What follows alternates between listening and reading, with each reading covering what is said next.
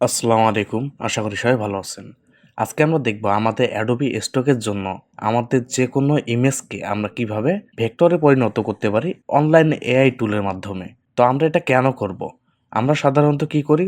যেকোনো লোগো অথবা আইকন আমরা ইমেজ আকারে অ্যাডোবি স্টকে আপলোড করে থাকি। তো আমরা জানিও না যে আমাদের অ্যাডোবি স্টকের মধ্যে আমাদের ইমেজের চেয়ে আমাদের ভেক্টর ফাইল দ্বিগুণ লাভ।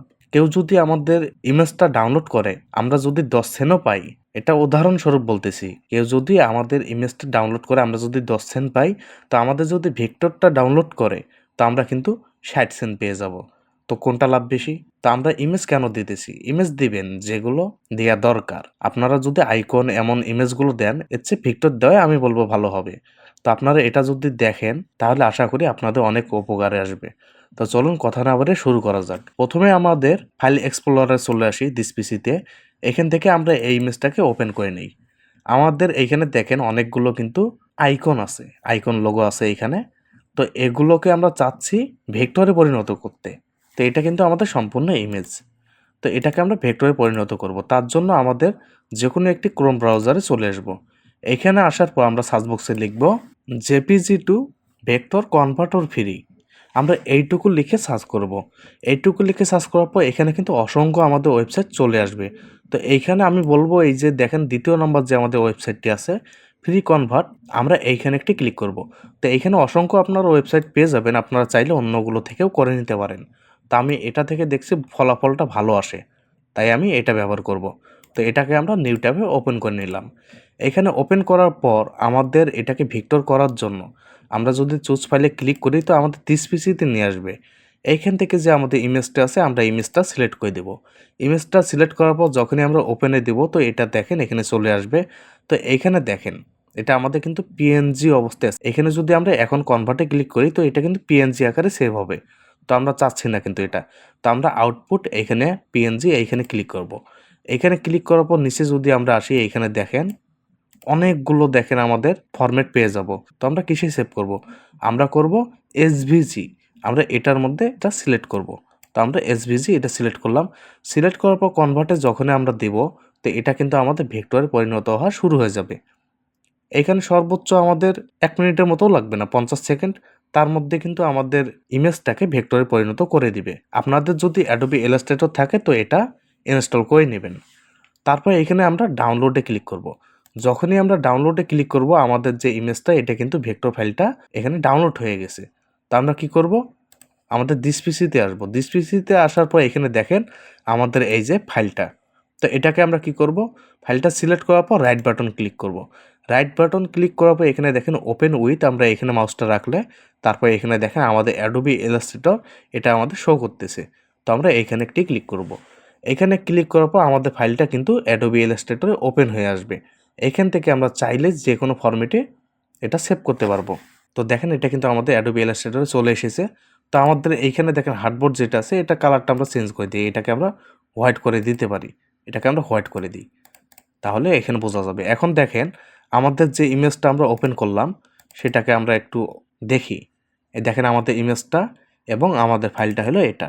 তো আমরা চাইলে কিন্তু এখন আমাদের ডিজাইনগুলোকে যে কোনো জায়গায় মুভ করতে পারি এবং চাইলে কিন্তু আমরা এখানে কালারও পরিবর্তন করতে পারি। দেখেন কত সুন্দরভাবে কিন্তু এটা কোনো রেজুলেশন খারাপ ছাড়াই এটা ঠিক করে দিয়েছে। তো চাইলে কিন্তু আমরা যদি এর কালার চেঞ্জ করতে চাই তো এইখানে দেখেন ২ টা পার্ট আছে সম্ভবত। আমরা এটাকে দেখি, এটাকে সিলেক্ট করলাম। সিলেক্ট করার পর আমরা ফিল কালারটা একটু চেঞ্জ করে দেখি। ফিল কালারটা একটু চেঞ্জ করে দিই। দেখেন আমরা কিন্তু অনায়াসে এখানে কালার চেঞ্জ করতে পারতেছি। তো এইভাবে কিন্তু আমরা ডিজাইনগুলোকে এআই ডিজাইনগুলোকে হালকা কালার চেঞ্জ করেই অ্যাডোবি স্টকের জন্য রেডি করতে পারি। তো এইভাবে আপনারা ফাইলগুলো রেডি করে নেবেন। আপনারা চাইলে এটা যে কোনো অবস্থায় আপনারা এডিট করতে পারেন। এমন মনে হবে যে এগুলো আমরাই নিজেই করেছি। তো এটা অনেক সুন্দর না? এবার দেখেন এটা কি আমরা অ্যাডোবি স্টকের জন্য রেডি করব ফাইলটা। তো আমরা ফাইলে ক্লিক করব, ফাইল থেকে সেভ অ্যাসে আমরা ক্লিক করব। এখানে ক্লিক করার পর আমরা ডাউনলোডে রাখি। এখানে দেখেন এসভিজি আমাদের ফাইলটা ফরম্যাটে আছে। তো এটাকে আমরা কি করব? ইপিএস, আমরা ইপিএসে ক্লিক করব। ইপিএসে ক্লিক করার পর আমরা সেভে দেই। সেভে দেওয়ার পর আমরা এখানে দেখেন ভার্সন যেটা আছে এটা কিন্তু সিসি ইপিএস ভার্সন অবস্থায় আছে। তো এটা আমরা রাখবো না, আমরা এখানে একটি ক্লিক করব। এখানে ক্লিক করার পর দেখেন ইলাস্ট্রেটর 10 ইপিএস আমরা এটা সিলেক্ট করে দিব।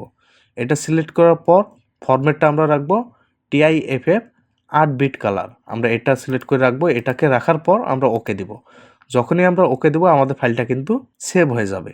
তারপর আমরা কি করব, ফাইলে আবার ক্লিক করব। ফাইল থেকে এখানে দেখেন এক্সপোর্ট থেকে এক্সপোর্ট অ্যাজ আমরা এখানে ক্লিক করব। কারণ আমাদের যে ফাইলটা আমরা এখনই সেভ করলাম এর একটি প্রিভিউ হিসেবে আমাদের একটি ইমেজ লাগবে, জেপিজি ফাইল। তো আমরা কি করব, এখান থেকে জেপিজি আমরা এটা সিলেক্ট করে দেব।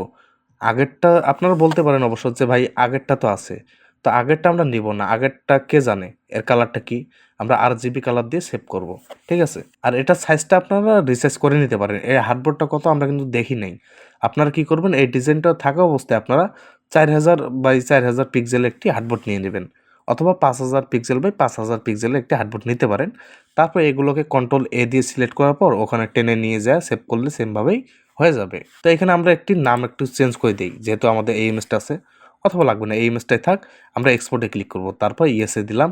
ইয়েসে দেওয়ার পর এখানে দেখেন কালার মোডটা আমরা RGB রাখছি, তো এইটুকু আমরা রাখবো। রাখার পর এর কোয়ালিটিটা আমরা 10 করে দিব। তারপর এখানে দেখেন রেজুলেশন, আমরা চাইলে কিন্তু রেজুলেশন 300 রাখতে পারি, তো এটা রাখার প্রয়োজন নাই, মিডিয়াম অবস্থায় নিয়ে নেয়। তো আমরা মিডিয়াম অবস্থায় রাখবো 150 PPI। তারপর ওকে দিলেই কিন্তু আমাদের ইমেজটা সেভ হয়ে যাবে। তো এটা কিন্তু অনেক সহজ ছিল।